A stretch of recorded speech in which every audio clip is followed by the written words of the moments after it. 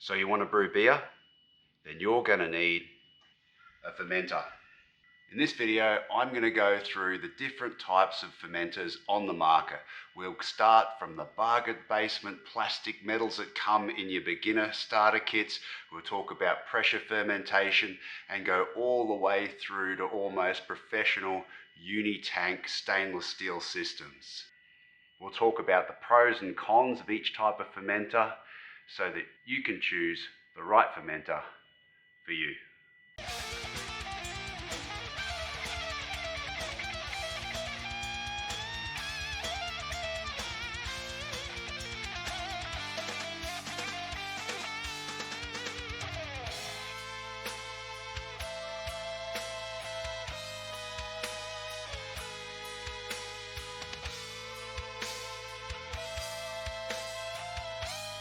So we've got three separate fermenters here. The price goes up as we go along, and we'll talk about why. What features do they offer? What's the pros and cons for each model? And which might be the right fermenter for you. So at the budget end of the scale, we have a plastic fermenter. Now this is what most people start off with. It works fine. And it's the same as all these fermenters in that it does the exact same job. It's basically a bucket. Your wort beer, before it becomes beer, gets put inside this bucket along with your yeast, and it ferments eventually to become the end product that we call beer. Now you'll notice that at the top, this lid goes on to keep all the nasties out. And you'll notice a little hole there on the top, and that's to let all the gas out. As beer ferments, it releases carbon dioxide, and we put a little airlock on top.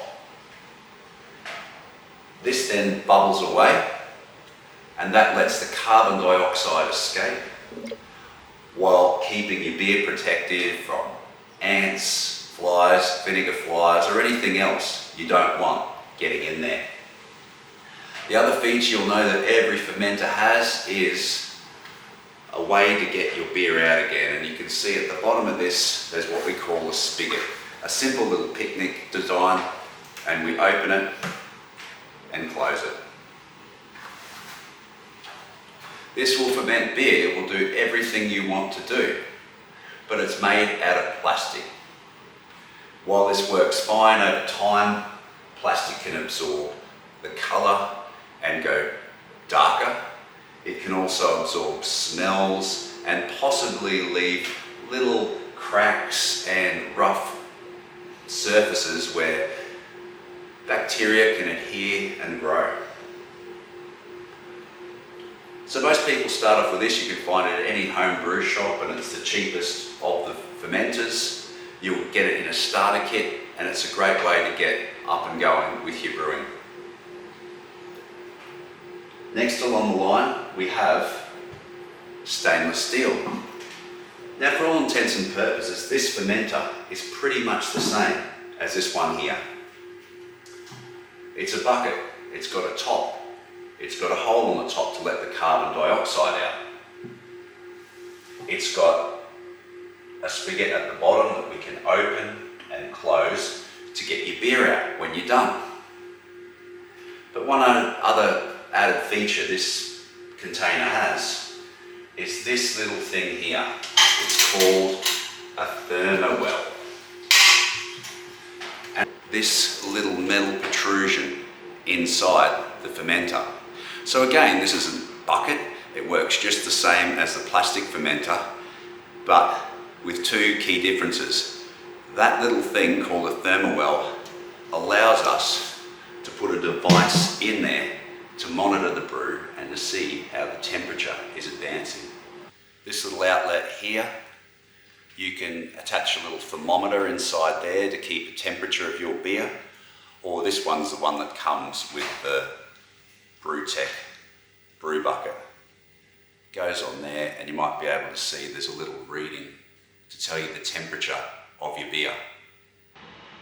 The other advantage about stainless steel is it's less permeable, it's easy to clean, there's less nooks and crannies for bacteria, smells to hide in. So you're not going to get discoloration, you're not going to get the same problem with odour in your fermenter.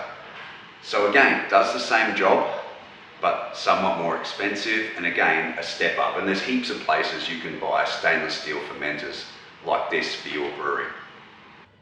So those are the beginner plastic models, and then the stainless steel. What about those who want to take their brewing and temperature control to the next level? Personally, I use these Grainfather stainless steel fermenters. They're double wall stainless steel, and they connect to a glycol system so that you can keep your brew cold while it ferments.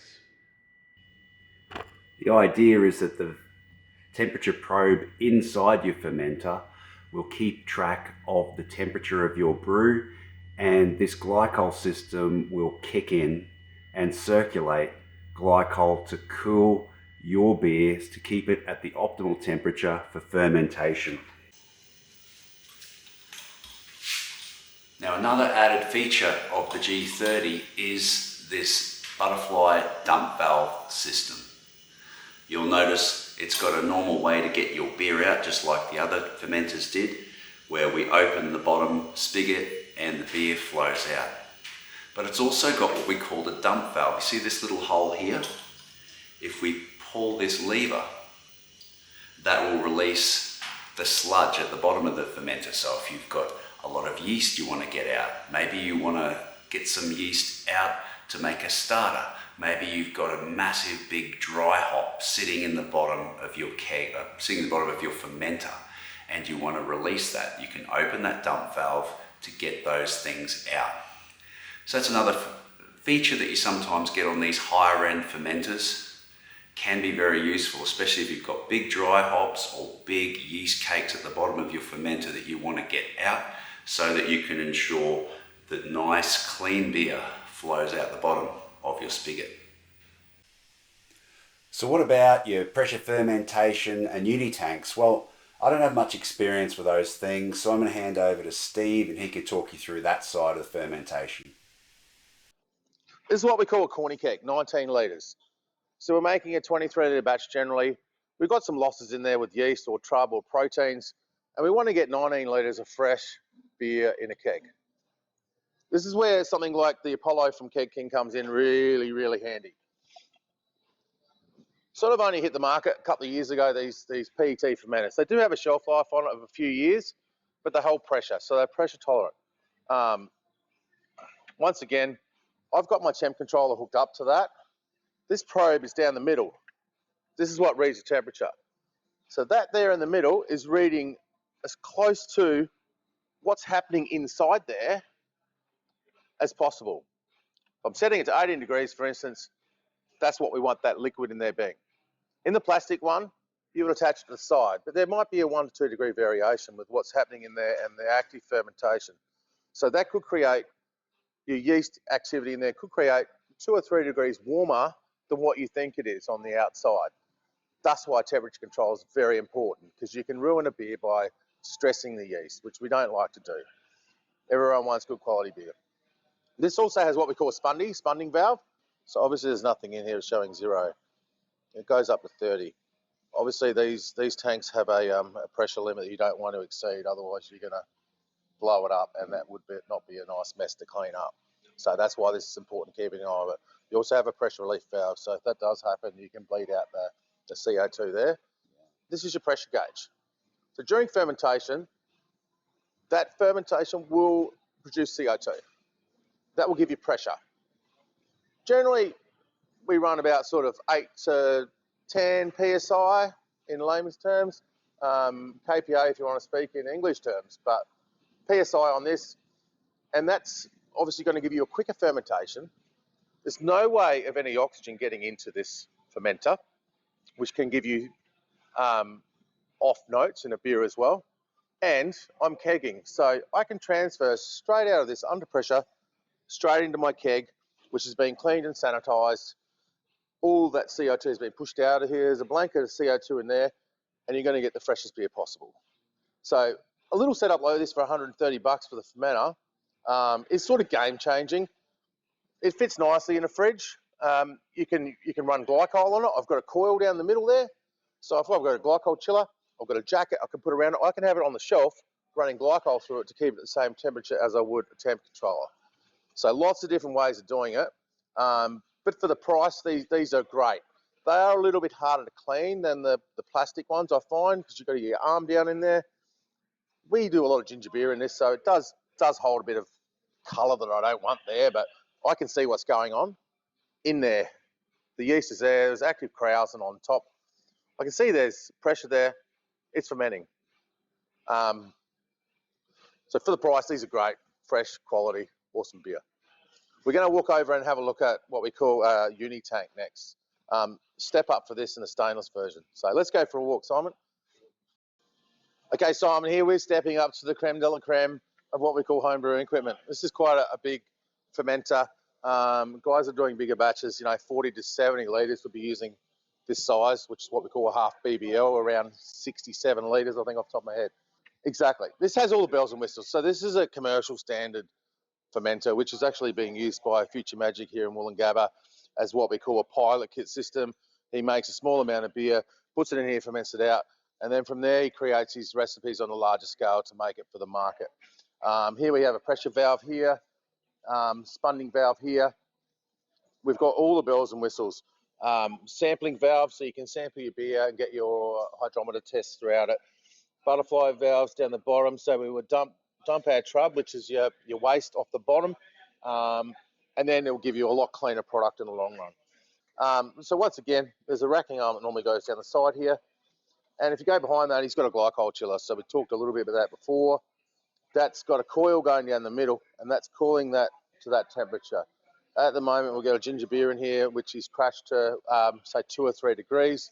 What that does is drops all the sediment to the bottom that we don't want, and over 2 or 3 days, we're going to discard that, and then we can transfer to keg and have beautiful, fresh beer. But that's the upper echelon. So New Era Brewing here in Brisbane brings in the SS BrewTech gear.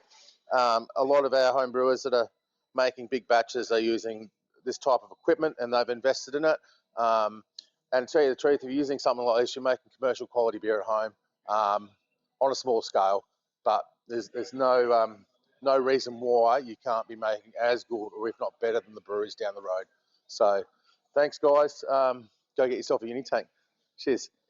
So now that you've got your fermenter sorted, maybe you want to check out this video, which goes through how to make your first simple, quick, easy, cheap Australian pale ale.